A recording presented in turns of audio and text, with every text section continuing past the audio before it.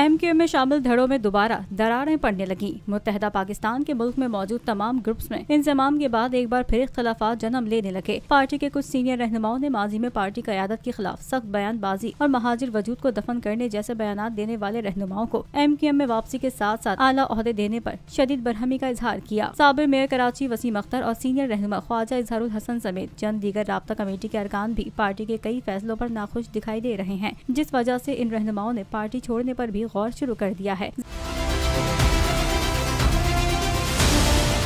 ज़राए का कहना है कि इनमें शामिल बाज़ लीडर्स PP की सूबाई क़यादत के साथ राब्ते में हैं और उनकी सिंध के एक सूबाई वजीर के घर पर 2 से 3 मुलाकातें भी हो चुकी हैं। बोल उड़ाएगा सबका होश, भूल जाएंगे सब अपना जोश।